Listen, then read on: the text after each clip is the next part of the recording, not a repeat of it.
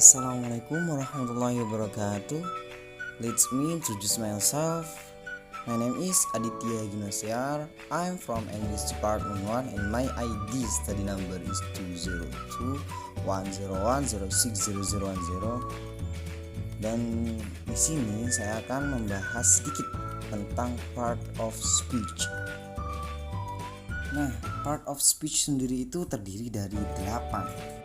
Yang pertama itu ada noun atau kata benda, yang kedua ada pronoun atau kata ganti, yang ketiga ada verb atau kata kerja.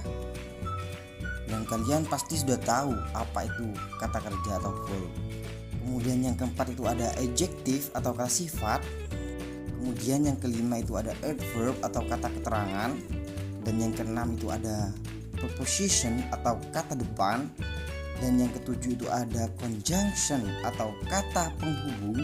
Dan yang kedelapan ada interjection. Dan interjection itu merupakan ungkapan emosi yang ada dalam bahasa Inggris. Nah, sekarang kita akan sedikit membahas dari bagian-bagian tersebut. Apa itu pronoun, apa itu noun, apa itu verb, dan apa itu adjective dan lain sebagainya. Yang pertama, noun atau kata benda. Dalam part of speech, noun berfungsi untuk menamai orang, tempat, benda, ataupun ide. Dan pada umumnya, noun didahului oleh partikel a, n, and the. For example, book, table, bag, car, air, and the others.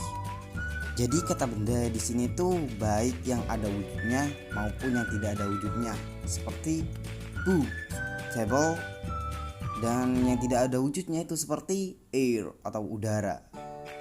For example, your book is on the table. Nah, di sini ada dua kata benda. Yang pertama itu ada kata book dan yang kedua ada kata table. Jadi yang book itu jadi sebagai subjek dan yang table itu menjadi kata keterangan tempat gitu. Dan kemudian contoh yang kedua itu I borrow your bag. Saya meminjam tasmu. Dan bag merupakan kata benda. Dan kata bag ini berperan sebagai objek. Dan pastinya kalian sudah mengetahui apa itu kata benda. Kemudian contoh yang ketiga, I am interested in reading history book. Jadi kata books di sini merupakan kata benda jamak karena diikuti huruf S di belakang kata tersebut. Kemudian kita masuk kepada materi kedua yaitu pronoun. Pengertian pronoun di sini merupakan kata ganti. Pronoun digunakan untuk menggantikan noun. Part of speech ini bermanfaat untuk menghindari repetisi penggunaan noun. Macam-macam antara lain personal pronoun, demonstrative pronoun, interrogative pronoun, relative pronoun, and the others. Banyak. Kalau saya jelaskan tuh nanti bakalan lama. Contohnya I, you, they, we, he, she, it, this, those, and the others. Contohnya I book you some snack. It is on the table. Nah, it tersebut merupakan kata ganti dari kata snake, yaitu makanan ringan. Jadi kita tidak perlu mengulangi kata snake di kalimat berikutnya, begitu. Itulah mengapa kata it merupakan kata ganti suatu benda, yaitu dari snake. Dan contoh yang kedua yaitu my friend George is a doctor. He live in Jakarta. Nah, kata he ini menggantikan kata George.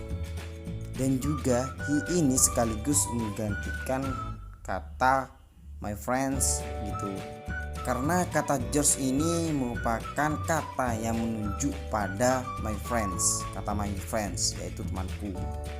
Jadi pada kalimat berikutnya kita itu tidak perlu mengulangi namanya lagi. Kita cukup menuliskan kata he atau dia sebagai kata ganti dari George and my friends gitulah. Sampai di sini saya yakin kalian pasti paham dengan apa yang saya jelaskan. Kita beralih pada materi berikutnya yaitu tentang verb atau kata kerja. Verb digunakan untuk menunjukkan tindakan dari subjek, menunjukkan peristiwa atau keadaan. Macam-macam verb antara lain transitive and intransitive verb, regular and irregular verb, action and stative verb, and the others. Contohnya work, hit, walk, touch, write, and the others. Dan saya rasa kalian pasti sudah tidak asing dengan kata verb di sini.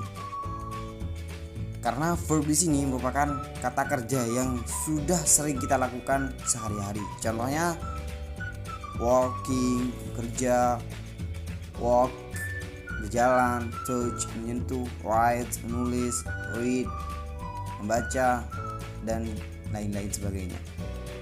Contoh kalimatnya, I hit you with that spoon. Artinya, saya memukulnya dengan sendok itu. Nah, di sini saya itu sebagai subjek, hit sebagai verb, you sebagai objeknya. Contoh yang kedua itu ada don't touch me. Artinya jangan sentuh saya. Jadi sebuah kalimat itu tidak akan terasa lengkap jika tidak ada sebuah kata kerja di situ. Dan kita beralih pada materi yang selanjutnya yaitu adjective. Adjective adalah suatu kata yang digunakan untuk menggambarkan atau memodifikasi noun atau pronoun. Biasanya terletak sebelum noun atau pronoun. Namun dapat juga terletak sudah linking verb yang berhubungan dengan indera atau see and taste. Contoh dari kata adjective sendiri ialah beautiful, good, bad, expensive, and the others. Contoh dari kalimatnya yakni Lalisa is a beautiful girl. Artinya Lalisa adalah seorang perempuan yang cantik. Nah, beautiful di sini merupakan kata adjective, yaitu kata sifat. Kemudian contoh kalimat yang kedua yaitu I can buy an expensive car.